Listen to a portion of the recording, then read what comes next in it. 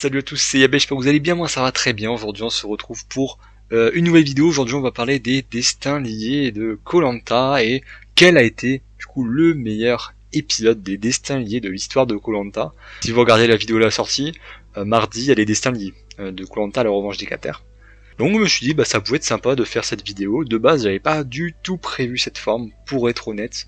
De base, ouais, c'était en gros, je lisais un petit peu vos commentaires. Sauf qu'en fait, il y avait tellement de commentaires différents, tellement d'avis différents, que je me suis dit, bah en fait, c'est peut-être intéressant de creuser le sujet et de du coup, bah faire une vidéo où vraiment je vais faire une vraie réflexion sur est-ce que c'est vrai, qu'est-ce qui fait un bon épisode des dessins liés, et est-ce que vraiment ce qui est ressorti le plus des commentaires est vraiment la meilleure saison, enfin en tout cas le meilleur épisode des destins liés. Juste avant, petit aparté, je voudrais faire une petite pub pour moi. Voilà, je vous l'annonce. Donc vous l'avez vu dans l'onglet communauté, mais je vous l'annonce ici. J'ai créé une nouvelle chaîne. Parce qu'en fait, voilà, moi j'ai plein de passions qui ne sont pas forcément que koh. Donc j'ai créé une nouvelle chaîne qui est dans la description, où il y aura un peu de toutes mes passions. En fait, j'ai tellement de passions, je vous dis que le mieux c'est que vous regardez ce podcast du coup que j'ai fait, parce que ouais, il y aura des podcasts sur cette chaîne. Du coup, les podcasts ils s'appelleront Ponderosa, donc voilà. Si vous avez la ref, hein, les fans de Survivor, bon bah voilà, vous avez la ref, tant mieux. Sinon, regardez cette vidéo, je vous expliquerai. Mais en gros, ouais, j'explique que j'ai créé une nouvelle chaîne qui englobe un peu mes passions, que ça soit du coup voilà le cinéma, que ça soit les jeux vidéo, le sport, le développement personnel aussi, voilà, en fait j'ai plein de passions.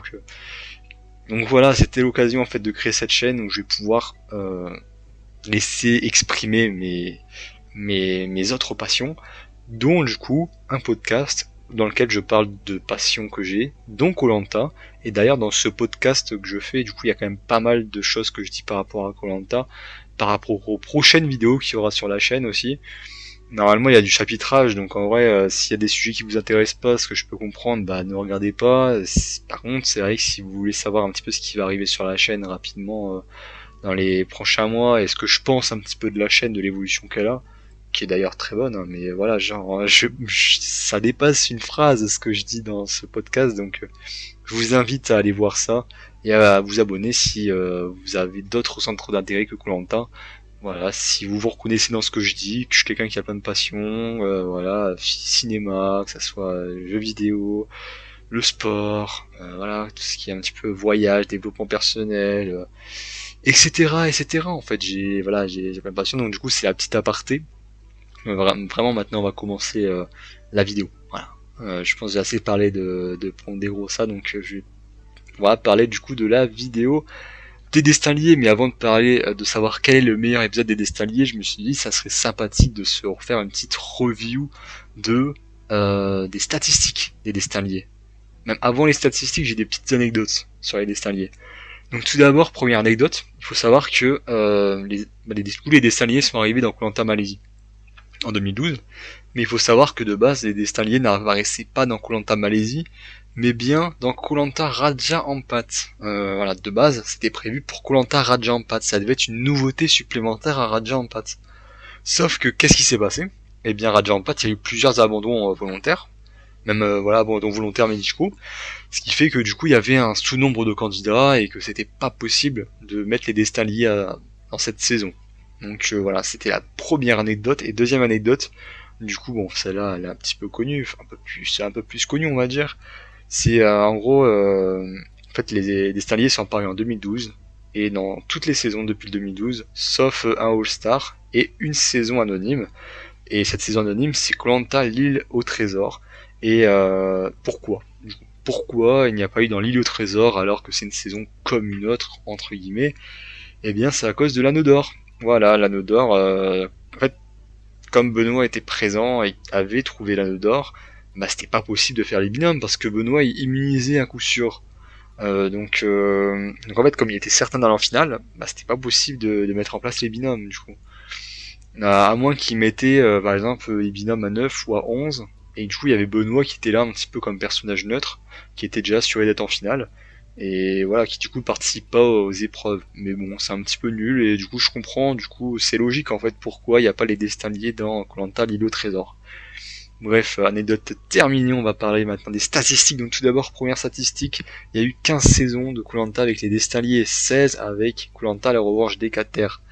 On a du coup une saison à 12 candidats, c'est Koh-Lanta la guerre des chefs, 4 saisons à 8, c'est donc 3 saisons d'affilée, hein. Il y a eu Koh-Lanta Cambodge, Koh-Lanta Fidji, Koh-Lanta le combat des héros, et on a eu le feu sacré en 2023. Donc en vrai, il n'y a pas eu tant que ça des Staliac à 8 en fait, hein. C'est très souvent à 10. Voilà, il y a eu 10 saisons à 10, du coup 11 avec la revanche des 4 terres. Et ouais, j'avoue que je ne pensais pas que le chiffre était aussi gros pour les saisons à 10. Je pensais qu'il y avait un peu plus de saisons à 8, mais en fait c'est parce qu'on a eu un enchaînement, que ça nous paraissait la norme, mais en vrai c'est arrivé que 3 saisons d'affilée, plus une autre saison 5 ans plus tard. Concernant le nombre de candidats qui ont participé au destin lié, j'en ai dénombré 136 candidats qui ont participé au destin lié. Parmi eux, malheureusement, il y a eu 29 éliminations, 29 candidats éliminés à ce stade du jeu. Et parmi ces 29 candidats, il n'y en a que 2 qui ont eu l'opportunité de revenir dans une saison plus tard. Donc du coup, ces 2 personnes, c'est Tewa et Alix. Aussi, on a 3 candidats qui ont eu la chance de revenir pendant la même saison après une élimination binôme. C'est André du coup qui a gagné la saison. C'est Sébastien de Koh-Lanta les chasseurs d'immunité, et c'est Cassandre de Koh-Lanta la tribu maudite. C'est-à-dire qu'avant 2024, il y avait que André qui avait eu l'opportunité de revenir. Esteban aussi a eu l'opportunité, mais il ne l'a pas saisi. Donc du coup, ouais, on a que 3 candidats qui sont revenus après une élimination. On a un candidat qui a été éliminé 2 fois à ce stade. Je ne vais pas vous dire c'est qui, vous le savez sûrement. C'était Aura, bien évidemment. Et il y a un candidat qui a gagné le jeu malgré une élimination à ce stade, et c'est du coup André. Concernant le nombre de personnes qui ont participé plusieurs fois au destin lié, on a 6 hommes qui ont participé 2 fois au moins au destin lié. Donc du coup ces 6 hommes, c'est Hugo, Phil, Pascal, Claude, Théora et Loïc. Concernant les femmes qui ont participé 2 fois au destin lié, on en a 2. Du coup c'est Jessica et Alix. Et concernant du coup le nombre de personnes qui ont participé 3 fois au destin lié, il n'y en a qu'une seule. Je vous laisse deviner, enfin voilà, je vous laisse l'écrire dans les commentaires. Je vais vous le dire dans 2 secondes, hein, mais voilà, je vous laisse, si vous avez peut-être la référence, vous le dire dans les commentaires. Mais du coup, cette personne, c'est Hugo, voilà, qui est la seule personne à avoir participé 3 fois au destin lié. Et voilà pour la petite anecdote. C'était les statistiques. Maintenant, on va parler du pourquoi, du comment, à quoi servent les destins liés en fait. Les destins liés, ils viennent là pour plusieurs raisons. Donc tout d'abord, il y a un peu cette idée de limiter le phénomène de backgrounding. C'est vrai qu'avant 2011, avant du coup Radiant Bat, c'était assez bridé le jeu. C'est-à-dire que si t'es en minorité, c'est foutu. Maintenant, l'objectif du coup avec depuis Radiant Bat, en vrai, c'est vraiment Radiant Bat qui a eu un gros tournant. Hein.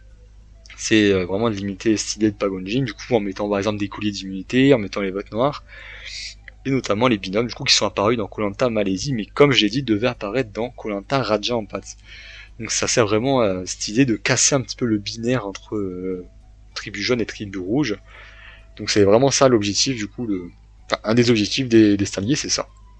Un autre objectif des destins liés, bon, qui est un peu plus indirect celui-ci, c'est également forcer les candidats à faire des choix forts. C'est-à-dire que vous êtes plus que 10, t'as un candidat lambda, tu dois choisir entre 9 personnes qui tu votes.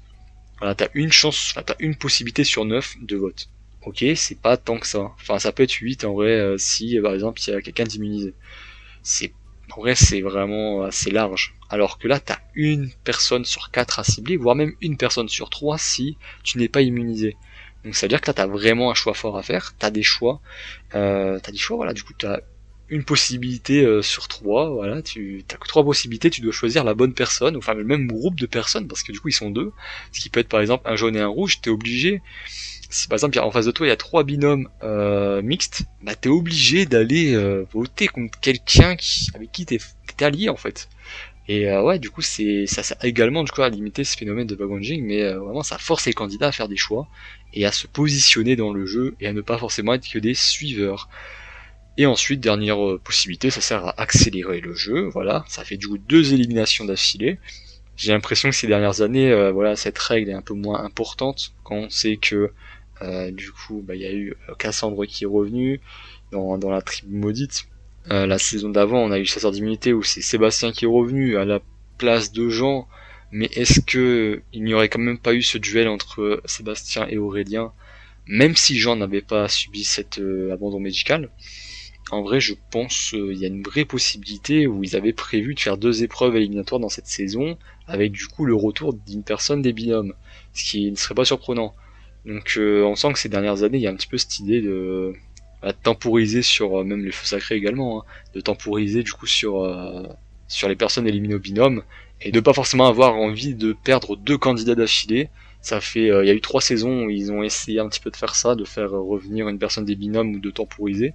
Donc ouais, on sent qu'il y a peut-être une volonté de revenir en arrière sur cette volonté d'accélérer le jeu. Maintenant, comment définir un bon épisode des Destins liés? C'est quoi qu'est-ce qui fait un bon épisode des Destins liés? Euh, pour moi, il y a 3 ingrédients principaux. Donc tout d'abord le fait que c'est imprévisible. Vraiment, je veux un épisode qui est imprévisible, que en fait c'est pas à partir du moment qu'ils ont tiré les boules qu'on sait qui est éliminé. Voilà, l'objectif c'est quand même de qu'il y ait de la surprise. Voilà, qu'il y ait un petit peu de surprise, qu'il y ait du divertissement également parce que du coup ça permet à des personnes qui se connaissent pas forcément de se côtoyer et d'être ensemble dans la même stratégie, dans la même alliance. Dans la même merde en vrai de soit tu gagnes à 2, soit tu perds à 2, soit t'es éliminé à 2. Voilà, c'est un petit peu divertissant à certains moments. Ça permet de la coopération entre des personnes qui ne devaient pas coopérer ensemble.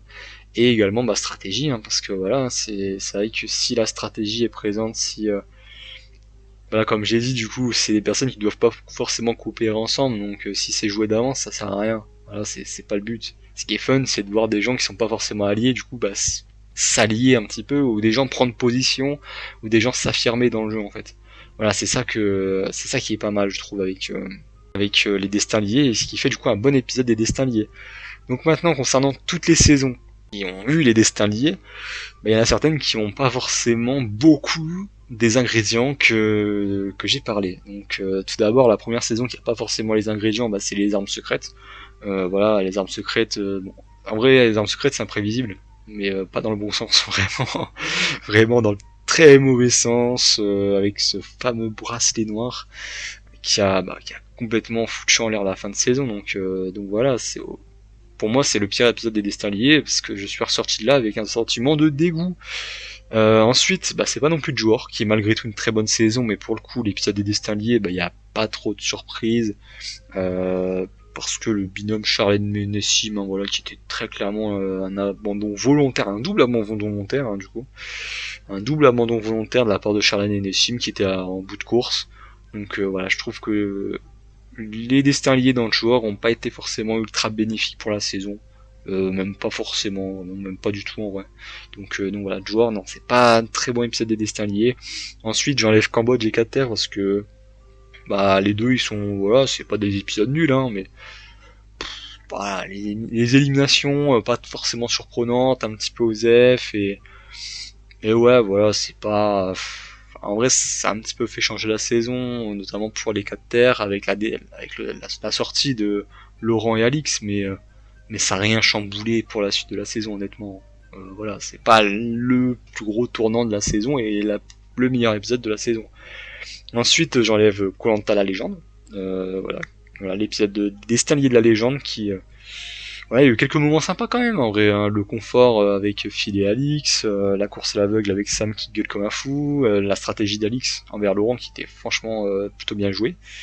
Mais moi personnellement, j'avoue que j'ai vraiment pas du tout aimé le conseil, le fait qu'il y a 6 personnes. Genre imagine ils sont 10, il y a 2 personnes immunisées, et parmi les 8 personnes qui peuvent être en danger, il y en a 6 qui ont reçu des votes contre eux. 6, genre c'est n'importe quoi. Et le pire, c'est que sur ces 6 personnes, t'as des gens qui votent pour les personnes du même binôme.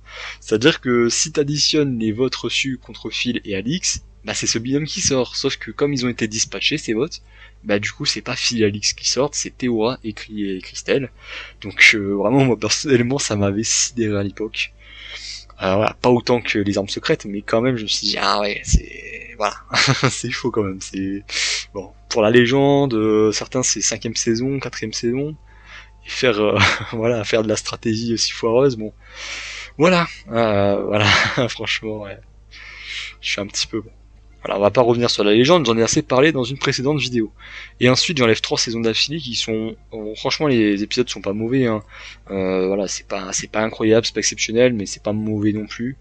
Mais voilà, ça propose quand même du beau jeu, des belles éliminations. Donc du coup, j'enlève Fiji, Combat des héros et Tribu Maudite. Voilà, qui pour moi sont des bons épisodes, mais pas non plus exceptionnels et qui ne méritent pas forcément d'être envisagés pour être le meilleur épisode des Destins liés. Maintenant, du coup, il nous reste 7 saisons. Il nous reste Malaisie, Thaïlande, Guerre des chefs, Île des héros, Totem maudit, Feu sacré et Chasseur d'immunité. Donc il y en a certaines parmi eux en fait qui sont plutôt, qui sont même très bonnes, hein, qui ont, je pense, deux des ingrédients, mais pas forcément les trois. Voilà, malheureusement. Donc tout d'abord, on va parler de Malaisie. Voilà, on va faire chronologiquement. Malaisie, franchement, c'est un super épisode des binômes. Déjà imprévisible parce que c'est la première fois que les binômes arrivent, donc je pense que les candidats ont dû vraiment être surpris. Alors que maintenant, quand ils sont plus que 10 et tu leur dis c'est les binômes, bah, ils sont pas si surpris que ça. Voilà, ils s'y attendent un petit peu. Donc voilà, il y a un petit peu ce côté surprenant déjà dans un premier temps, mais également parce que voilà, Thierry joue un collier d'immunité, voilà, ce qui protège à la fois Thierry et Myriam, et ce qui du coup a éliminé 2 ex-jeunes qui de base n'étaient pas forcément en danger, hein. Voilà, Camille et Catherine, c'était pas forcément les personnes qu'on sentait en danger en début d'épisode. Enfin, surtout, t'as quand même des binômes, voilà. Si, enfin, par exemple, t'as un Phil Brice qui peut être un petit peu en danger. T'as du coup le binôme d'Ex Rouge. Bref, t'as franchement, tu peux avoir pas mal de choses. Il y a eu pas mal de revirements, que ça soit la stratégie ou le divertissement, voilà, on se retrouve, hein. Donc voilà, en vrai les binômes je trouve ils ont été très bien constitués, donc c'est du hasard, hein, mais les binômes de cette saison étaient plutôt bien constitués et ont permis du coup d'avoir un très bon épisode, ce qui fait que pour moi Malaisie reste dans la discussion. Voilà, Malaisie pour moi reste dans la discussion, de même que Thaïlande, parce que Thaïlande c'est fort quoi. Thaïlande franchement, ce moment de la saison est quand même assez fou avec le fouillage de sac, le pétage de plomb en plein conseil de la part de Pascal, du coup qui sort un collier d'immunité pour se protéger lui et il me semble que c'est Karine du coup qui était en binôme avec. Sauf qu'en fait c'était pas lui et Karine qui étaient en danger, hein. C'était comme Gabriel a fouillé le sac, bah il savait que Pascal avait un collier, du coup bah ils ont pas voté contre Pascal et Karine, et ils ont voté contre Laurine et Steve qui étaient des alliés à Pascal, donc franchement très bien joué, une des plus grosses masterclass de Koh-Lanta. Mais voilà, tout y est en vrai dans cet épisode, hein. Franchement, rien à dire. Ensuite il y a la guerre des chefs, ouais, qui est un très bon épisode également, hein. Que ça soit le binôme rouge que tout le monde veut éliminer, mais qui réussissent à se sauver à l'épreuve d'immunité. Cindy qui devient la cible des votes du coup, mais qui montre son collier d'immunité, ce qui provoque la chute de Brice et Sophie par extension. Donc ouais non franchement l'épisode, wow. En termes de rebondissement, en termes de... Ouais franchement en termes de rebondissement, divertissement, stratégie, on est sur du très très lourd. Ensuite, on a l'île des héros, donc super épisode des binômes là aussi. Voilà, surprenant. Voilà, c'est vraiment très surprenant pour le coup en termes de surprise. Là, c'est assez surprenant, bien que ça soit pas si valorisant que ça, pour être honnête, hein. Ça montre surtout l'incompétence de Théoura à sortir un collier qu'il a, sachant que son binôme Charlotte avait un collier également qu'elle n'a pas joué parce qu'elle, elle, pour le coup, je pense, un petit peu trop naïve, hein, mais Théoura, t'as 2 colliers, t'as la possibilité d'avoir 2 colliers d'immunité. Si tu vois que Charlotte ne joue pas le tien, joue le tien, parce que t'es en danger, en fait.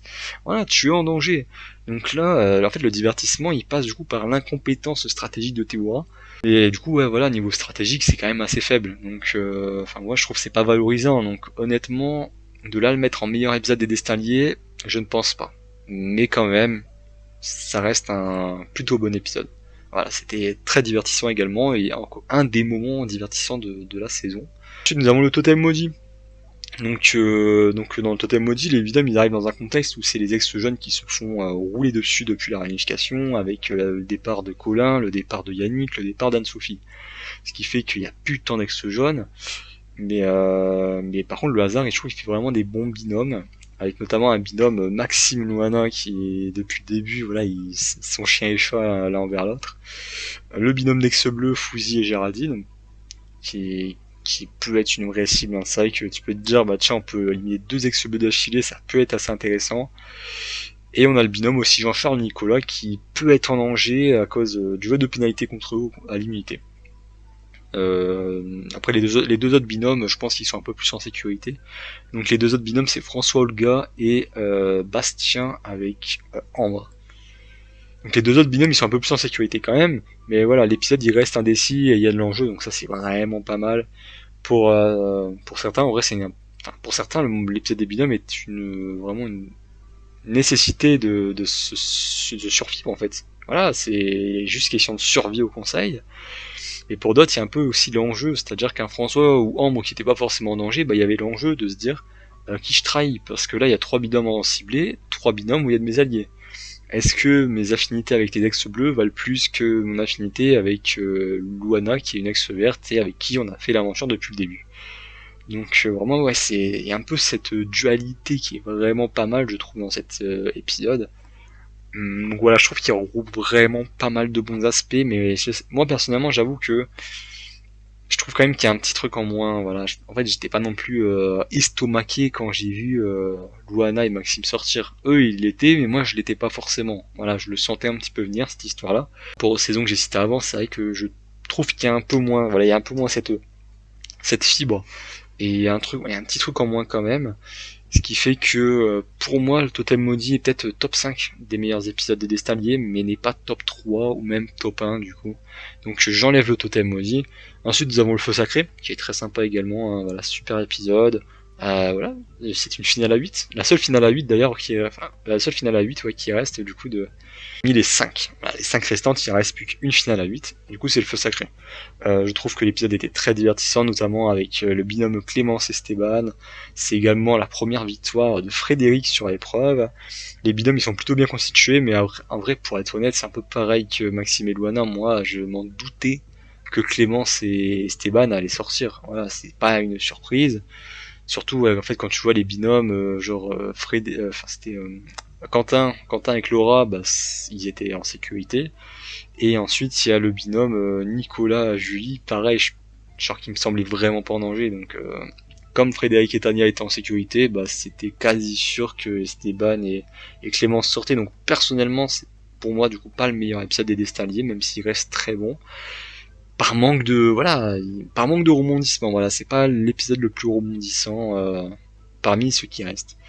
Et ensuite, du coup, nous avons les Chasseurs d'immunité. Donc saison qui a assez mal commencé pour moi je trouve, mais par contre qui a très bien terminé. Et l'épisode des binômes est d'ailleurs un excellent épisode de la saison, parce qu'il s'est passé vraiment pas mal de choses, hein, que ça soit divertissement, que ça soit stratégie, etc. On a eu pas mal de choses. Surtout que les binômes, je trouve, ils ont été constitués assez spécialement cette fois-ci. Souvent ils sont constitués de manière mixte. Là pour le coup on a un binôme 100% rouge, un binôme 100% jaune, un binôme où en vrai c'est Meissa et Pauline du coup qui sont alliés. Donc en vrai ça fait quand même pas mal de votes, pas mal de binômes cibles, 2 binômes qui sont assez neutres, mais voilà ça laisse du coup un étendu de possibilités quand même assez forte. Au final bah du coup c'est Megan et Jean qui remportent l'épreuve d'immunité, ce qui fait qu'ils sont en sécurité, ce qui fait que du coup bah l'élimination se joue entre 2 binômes, et là on a notamment Amri, le personnage principal de la saison, qui doit choisir est-ce qu'il veut continuer avec Meissa et Pauline ou est-ce qu'il veut continuer avec ses alliés d'origine, c'est-à-dire Sébastien et Aurélien. Donc on a vraiment je trouve qu'on a vraiment on a vraiment ce côté gros choix vraiment, notamment pour Amri. Et ouais, du coup il se positionne très clairement comme allié de Meissa, et ça permet du coup d'avancer le jeu. Notamment voilà, allié avec Meissa, Pauline et Léa Jaune. On sent que c'est ça vraiment la vraie alliance de la saison et de la fin de saison d'ailleurs. Donc vraiment l'épisode est vraiment bon, avec du rebondissement, du divertissement. Mais voilà, c'est un peu pareil honnêtement. Enfin voilà, on savait que ça se jouait entre très peu de binômes. J'ai pas été surpris de l'épisode honnêtement. Enfin je me suis dit ouais, Amri bon. Ouais, il y a un peu une possibilité sur deux. Soit il trahit un groupe, soit il trahit un autre groupe. Mais au final, voilà, c'était pas si surprenant que ça, je trouve. Bien que pour moi, avec du coup le Totem Maudit, il vient compléter le top 5 des épisodes des Destins Liés. Du coup, on a plus que 3 épisodes des Destins Liés, lequel est le meilleur parmi les 3. Donc il y a Malaisie, Thaïlande et la guerre des chefs. Bah, pour trancher, en vrai, c'est vraiment pas simple. Mais moi, je pense que le mieux pour trancher sur les épisodes, ça serait du coup de prendre un peu plus de recul. C'est-à-dire pas forcément juger que l'épisode des destins liés, mais la présence des destins liés dans la saison. Est-ce que c'est le meilleur moment de la saison? Est-ce que c'est un moment sympa sans plus de la saison qui est excellente de base? Est-ce que c'est un des meilleurs? Donc voilà, en fait, où est-ce qu'on les place dans la saison? C'est un peu ça de savoir, c'est comment on place l'épisode dans la saison. Dans cette manière, je trouve quand même que Malaisie, il y a des... Ah ouais, il est bon, hein, franchement, l'épisode des binômes, mais est-ce que c'est vraiment le meilleur moment de la saison? Honnêtement, je sais pas. Voilà, je sais pas. Pour moi, il y a des moments un peu plus intéressants dans Malaisie. Surtout que, voilà, en vrai, en fait, ça met en avant des autres personnages, mais par exemple, un Phil, voilà, qui est très clairement fait la saison, bah voilà, c'est pas non plus son meilleur épisode, hein, l'épisode des binômes. Donc ouais, c'est un peu plus compliqué. Par exemple, moi personnellement, je sais que j'ai préféré notamment le conseil où Marilou est éliminée. J'ai aussi préféré, voilà, notamment le conseil où Namadja sort son collier d'immunité. Donc voilà, pour moi, Malaisie, c'est un des 3 meilleurs moments. Peut-être pas forcément le premier, peut-être pas forcément le meilleur moment de la saison. Donc est-ce que je peux du coup le mettre en tant que meilleur épisode des Destins liés? Je sais pas. En vrai, je sais qu'il y a beaucoup de personnes qui ont mis Malaisie en premier. Du coup, c'est peut-être un petit peu impopulaire ce que je vais dire, mais Malaisie pour moi, du coup, n'est pas. Pour moi, Malaisie top 3. Voilà, pour moi, Malaisie c'est numéro 3. Et du coup, bah, le top 1 se joue entre Thaïlande et la Gare des Chefs. Surtout qu'en vrai, voilà, pour revenir un petit peu sur Malaisie, voilà, franchement, super, hein. C'est très bien joué, le coup de Thierry, voilà, qui joue son collier d'immunité. Sauf que le conseil suivant, Thierry sort.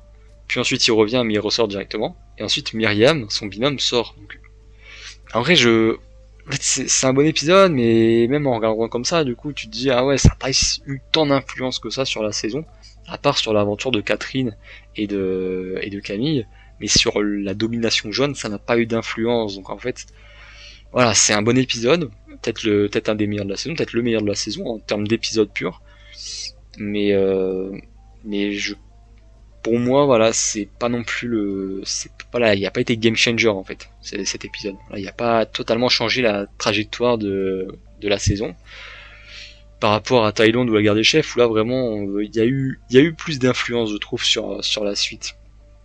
Pour moi, Thaïlande, il y a 2 moments marquants. Donc il y a tout d'abord les ambassadeurs et ce moment-là. Voilà, le conseil, c'est du coup parmi les plus cultes de l'histoire, et si Gabriel aujourd'hui est très populaire aux yeux des fans, c'est pourquoi c'est pour ce moment-là et ce fouillage de sac. Donc pour moi, il est assurément dans la discussion pour être le meilleur. Et pour la guerre des chefs, en vrai, je trouve que le moment est super intéressant parce qu'il nous permet du coup d'avoir de plus en plus d'attaches pour le binôme Cyril et Maud. Voilà, c'est vrai qu'on a vraiment envie de les soutenir en tant qu'underdog. Surtout c'était un binôme qui était, voilà, les 2 ex-rouges qui étaient dans le même binôme. Tu te dis oula, ça pue pour eux. Au final, ils gagnent l'immunité et ils sont en sécurité. Ça devient eux les votes un petit peu, les votes un peu balance en fait.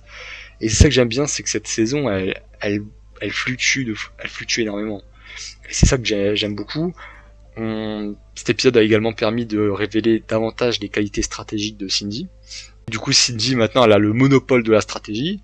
Ça fait que Cindy et Maud, voilà, ils gagnent en intérêt. Enfin, ils avaient déjà de l'intérêt, mais je trouve vraiment que à partir de ce moment-là, il y a une vraie attache à avoir auprès de ces 2 personnes.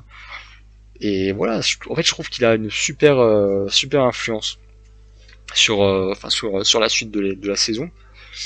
Mais ouais, du coup, au vu de vos retours, enfin voilà, pour la fin vraiment, parce que les 2 je trouve qu'ils sont excellents, donc je me suis un petit peu basé sur vos retours. Et ce que j'ai vu le plus, c'est que Thaïlande revient quand même un peu plus haut à chaque fois, est souvent bien classé, alors que la guerre des chefs, j'ai l'impression que c'est un peu plus binaire, où des gens aiment beaucoup, des gens voilà, apprécient sans plus. Donc voilà, je vous ai écouté, enfin je vous ai lu, et je me suis dit, bon, je vais mettre Thaïlande. Du coup, qui est le meilleur épisode des Destins liés, mais franchement, la guerre des chefs pourrait l'être, et à mes yeux, si je devais parler subjectivement, la guerre des chefs est le meilleur épisode des Destins liés. Mais objectivement, en suivant un petit peu ce qui s'est dit, et en vrai, c'est tellement dur à trancher que, pour moi, du coup, objectivement, on peut dire que Thaïlande est le meilleur épisode des binômes. Parce que voilà, pour l'ensemble de l'œuvre, hein, on parle beaucoup du conseil, mais ce qui se passe avant, voilà, c'est pas non plus voilà, c'est pas déplaisant. Je trouve que les binômes ont été plutôt bien constitués et ont permis du coup d'avoir ces rebondissements. Donc, euh, donc voilà. Voilà mon top 3, enfin le top 3, du coup je dis mon top 3 mais c'est le top 3 que je trouve assez juste. Bien sûr je peux comprendre que ça vous plaise pas, voilà, que vous soyez pas forcément totalement d'accord avec cet avis, mais au moins voilà j'espère que vous le comprenez, et voilà, j'espère que vous le partagez aussi du coup. N'oubliez pas du coup que j'ai sorti un nouveau podcast qui est dans la description, et on se retrouve très bientôt pour du coup le débrief des binômes de Koh-Lanta, la revanche des 4 terres. Voilà, c'était Yabeille, ciao ciao.